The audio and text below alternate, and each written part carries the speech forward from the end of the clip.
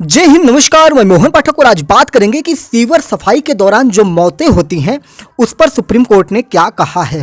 Sewer क्या होता है आपको पता ही होगा कि जो नाला होता है, जो नाले होते हैं हमारे घरों से निकले होते हैं और वो जब जाम हो जाता है तो आपको पता है ना, सड़कों के किनारे आप देखे होंगे कि गोल गोल से ढक्कन लगे होते हैं और उन्हीं ढक्कन को उठाकर उसके अंदर एक आदमी जाता है और वहाँ से जो जमे हुए कचड़े होते हैं उनको इकट्ठा करता है और निकाल के बाहर फेंकता है। ये काम आपको देखने में जितना बुरा लगता है ये उससे भी कहीं भयानक है। और ये जो काम है ये करते हैं, सीवर सफाई करते हैं जो सफाई कर्मचारी होते हैं उनके द्वारा किया जाता है। भारत में ये लगातार कई वर्षों से, क्या पुराने ज़माने से चला आ रहा है। अब कहीं कहीं पर अत्याधुनिक मशीनों का भी प्रयोग किया जाने लगा है और सिर्फ कहने के नाम मात्र के हैं जो ये अत्याधुनिक सीवर सफाई के जो मशीन है।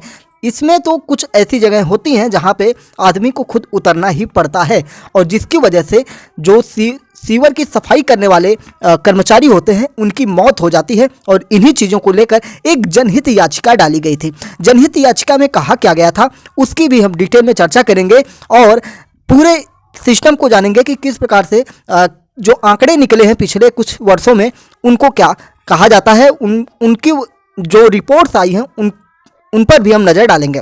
तो पहले बात करते हैं कि एक छोटी सी दृष्टि में अगर हम डालें तो पिछले 5 सालों में भारत में सीवर और सेफ्टी टैंक की सफाई के दौरान कम से कम साथियों 347 लोगों की जाने गई है। ये कम से कम आंकड़े मैं आपको बता रहा हूं और इस मामले में एक जनहित याचिका एक व्यक्ति के द्वारा डाला जाता है और उसी की सुनवाई के दौरान सुप्रीम कोर्ट ने जो आदेश दिया है, अगर किसी सफाई कर्मचारी का सीवर साफ करते वक्त मौत होती है तो सरकारी अधिकारी उसके परिजनों को 30 लाख रुपए का मुआवजा देंगे। कौन देगा? पहले ध्यान में रखिएगा, सरकार नहीं देगी, सरकारी अधिकारी उसके परिजनों को 30 लाख का मुआवजा देंगे। तो देश में सीवर सफाई के दौरान होने वाली मौतों की घटनाओं को अब गंभीर रुख अपनाते हुए भारत की सुप्रीम कोर्ट ने शुक्रवार को, यानी कि आज अगर हम तारीख की बात करेंगे तो आज 20 अक्टूबर के दिन ये चीज़ें घटित हुई हैं। सुप्रीम कोर्ट का फैसला आया है और इसमें अधिकारियों को मरने वाले परिजनों को 30 लाख रुपए मुआवजा देना होगा।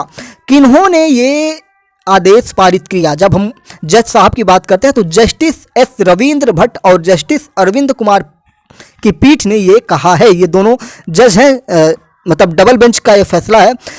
कहा कि सीवर की सफाई के दौरान अस्थायी दिव्यांगता का शिकार होने वालों को न्यूनतम मुआवजे के रूप में 20 लाख रुपए दिए जाएंगे। यानी कि अगर कोई बीमार हो जाता है या किसी भी प्रकार की विकलांगता उसके अंदर आती है तो उसे 20 लाख रुपए दिए जाएंगे। और संविधान पीठ ने यह भी कहा कि केंद्र और राज्य सरकारों को यह सुनिश्चित करना चाहिए कि हाथ से मैला ढोने की प्रथा पूरी तरह से खत्म हो जाए, जिसको मैं आपसे कह रहा था कि ये आज से नहीं, प्राचीन काल से चलती हुई आ रही है कि सीवर की जो सफाई होती है उसको कुछ ऐसी प्रणालियों से व्यवस्थित किया जाए आधुनिक समय में, जहाँ पर आज एसी, पंखा, कूलर जैसी चीज़ें हैं। अधिकारी ऑफिस में बैठकर पंखे और एसी का आनंद उठाते हैं, वहीं सफाई कर्मचारी कम रुपयों में जाकर सीवर के अंदर अपनी जान दे रहे हैं। आपको पता है कि जो सीवर होता है उसके अंदर कितनी बदबू आती है।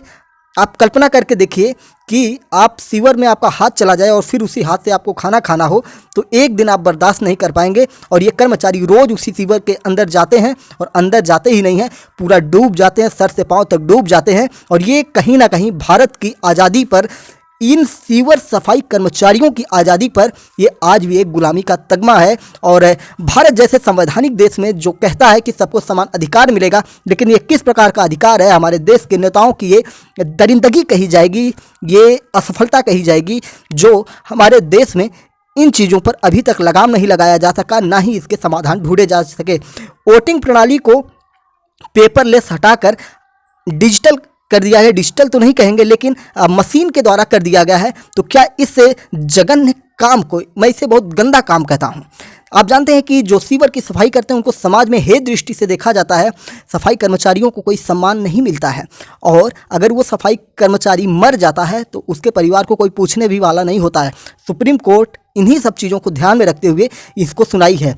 अगर दिव्यांगता से ग्रस्त होने पर क्या बातें कही हैं उस पर भी थोड़ा सा हम बात करते हैं कि जो न्यायमूर्ति भट्ट साहब हैं उन्होंने कहा कि यदि सफाई कर्मचारी अन्य दिव्यांगता से ग्रस्त हो तो अधिकारियों को 10 लाख रुपए तक भुगतान करना होगा। और इस दौरान सुप्रीम कोर्ट ने कई निर्देशों को जारी किया जिन्हें पढ़ा नहीं गया है।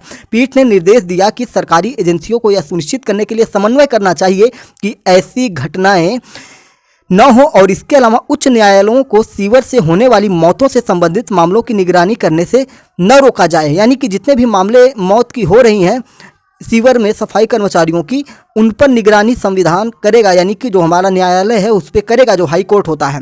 अगर हम डाटा की बात करें कि किस प्रकार से कितने लोगों की मृत्यु हुई है, तो ये जो फैसला आया है एक जनहित याचिका पर आया है। जनहित याचिका क्या होती है आपको पता है कि कोई व्यक्ति, कोई आम व्यक्ति या कोई वकील, मतलब इसमें कोई भी व्यक्ति भारत का निवासी हो और वो कोर्ट में ये याचिका लगा सकता है।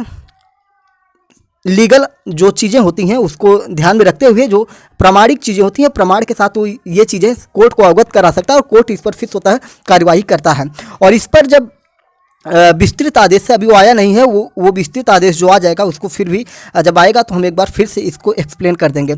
जुलाई 2022 में लोकसभा में उद्धृत सरकारी आंकड़ों के अनुसार पिछले 5 सालों में भारत में सीवर और सेफ्टी टैंक की सफाई के दौरान कम से कम 347 लोगों की मौत हुई है, जिनमें से 40% मौतें उत्तर प्रदेश, तमिलनाडु और दिल्ली में हुई हैं। मतलब इन तीनों राज्यों में सबसे ज़्यादा मौतें हुई हैं। गौरतलब ये है कि साथियों की एक मामले में पिछले साल दिल्ली हाई कोर्ट ने भी दिल्ली सरकार को फटकार लगाई थी और पिछले साल सीवर के अंदर मारे गए लोगों के परिवारों के प्रति दिल्ली विकास प्राधिकरण, जिसे DDA के नाम से जानता है, सर्वथा असहानुभूति रवैये पर खेद प्रकट करते हुए दिल्ली हाई कोर्ट के मुख्य न्यायाधीश ने कहा था, मेरा सिर शर्म से झुक गया है। हाई कोर्ट 6 अक्टूबर 2022 के उसके आदेश का पालन नहीं किए जाने को लेकर नाराज था।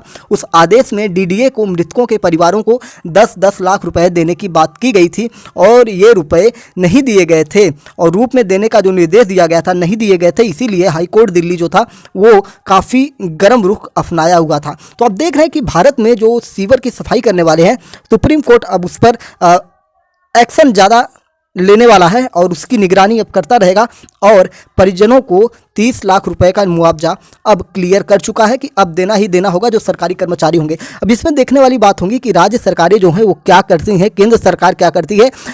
और इसमें आदेश में थोड़ा सा आप जब ध्यान देंगे तो इसमें यह भी कहा गया है कि पूर्ण तरह से जो है इसमें जो सफाई कर्मचारी नीचे उतरते हैं, अब इसको मैला ढोने की प्रथा जो है इसे पूरी तरह से खत्म किया जाए। और ये प्रथा नहीं है, एक कुप्रथा है जिसकी हम घोर निंदा करते हैं और बहुत ही जल्द इस पर एक्शन लेना चाहिए।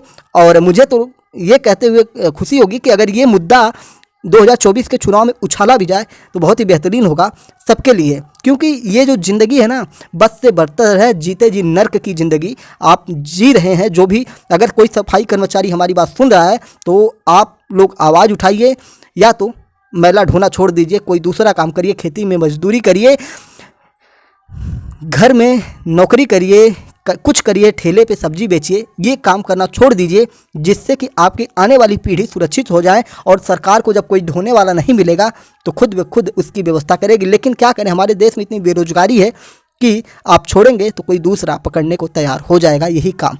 तो चलिए, हमने जो हमारी समझ थी उस हिसाब से हमने चीज़ों को एनालिसिस किया और सख्त रवैये के साथ हमने इस पर अपनी आपत्ति भी दर्ज कराई है कि भारत सरकार हो, राज्य सरकारें हों, जो नगर निकाय हैं, इनको तुरंत इस पर एक्शन लेना चाहिए और कुछ ऐसी व्यवस्थाएं डेवलप करनी चाहिए। हमारा देश कितना समृद्ध विकासशील होने वाला देश है। प्रधानमंत्री अगर कह रहे हैं कि 2047-50 तक हमारा देश विकासशील हो जाएगा, 2070 तक, तो कैसे हो जाएगा? जब आप डेवलप करेंगे ना, डेवलप करिए, कुछ नया करिए। देश में जिस प्रकार से हमारे देश में QR कोड चल रहा है, उसी प्रकार से जो हमारे यहाँ क्या चल रहा है, ट्रांजैक्शन, पैसे की लेन देन को लेकर पूरी दुनिया आश्चर्यचकित है कि भारत वालों ने ये कैसा ऐप बनाया हुआ है कि पैसे चुटकियों में दिए जा रहे हैं। समोसे खाइए 10 रुपये दीजिए, पान खाइए 20 रुपये दीजिए, ऐसे करके आप कुछ एक ऐसी टेक्निक लाइए। हमारे देश में जो युवा हैं उनके दिमाग को आप कम मत आकिए, उनको सिर्फ आइडिया दीजिए। IIT इतने हमारे देश में हैं, इतने इंजीनियर हैं, उनको सिर्फ आप बोलिए, आपको हजारों आइडिया मिल जाएंगे और उस पर क्रियान्वयन आप कर सकते हैं। तो चलिए फिर मिलते हैं एक नई न्यूज़ के साथ जिसका एनालिसिस करेंगे। आप देख रहे हैं MPS हिंदी। चैनल पर नए तो चैनल को सब्सक्राइब करके हमारे साथ जुड़ सकते हैं डेली करंट अफेयर्स और न्यूज़ एनालिसिस के लिए। मैं मोहन पाठक आपसे विदा लेता हूं। जय हिंद, नमस्कार, भारत माता की जय।